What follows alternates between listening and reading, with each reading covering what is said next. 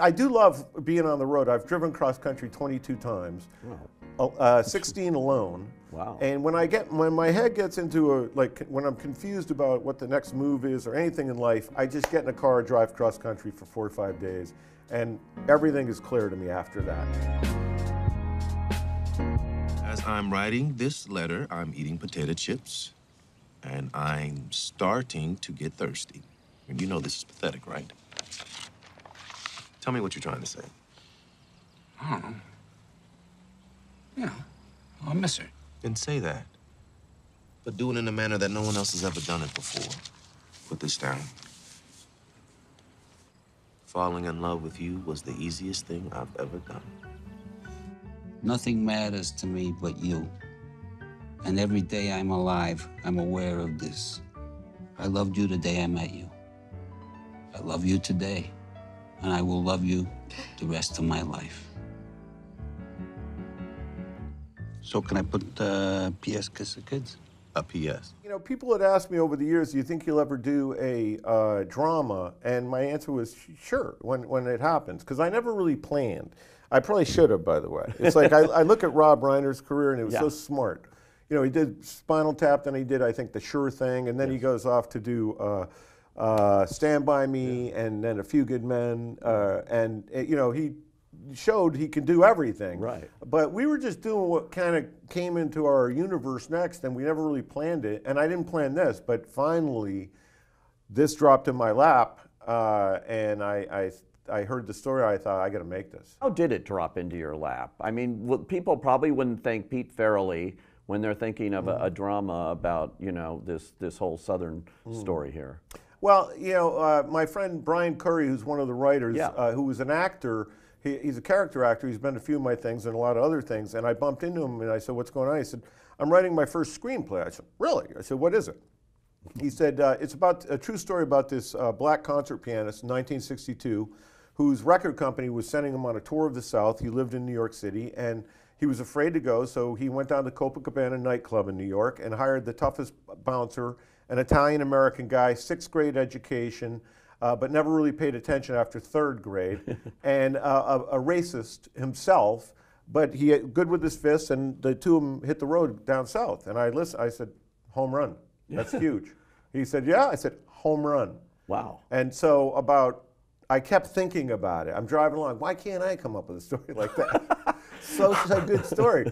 And I called him a couple months later. I said, how's this thing coming, this story? He said, which one? I said, the story you told me about. He goes, the concert pianist with the Italian guy. He says, oh, we haven't begun it yet. I said, could I write it with you? I love this story. I think it's amazing. And he said, sure. So he and I and Nick Vallelonga, Tony Lip's son, started the following Monday, and we started working on it. You know, it's so pertinent today. It's set in 1962, but it could be today, really. Unfortunately. In what's going on, you know.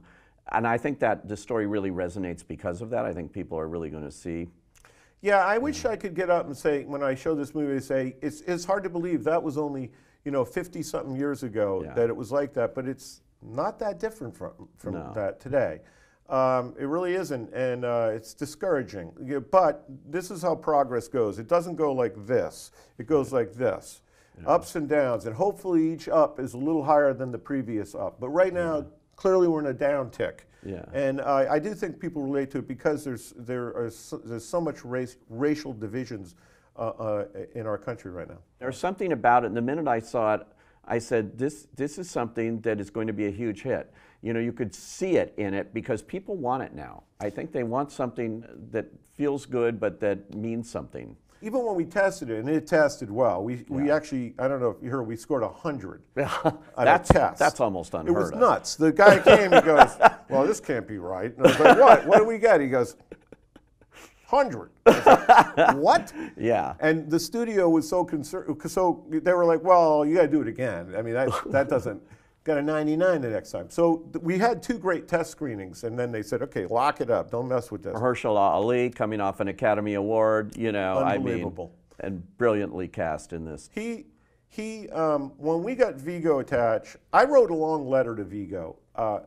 I had said to everybody, I want to get Viggo Mortensen, and our studio was saying, you'll never get him. Everybody wants him. He doesn't do anything. But I wrote him a letter, and I submitted it through Teresa Peters, his agent, and she was kind enough to forward it on, and I started with like, you know, Dear Vigo, this movie's a departure for me.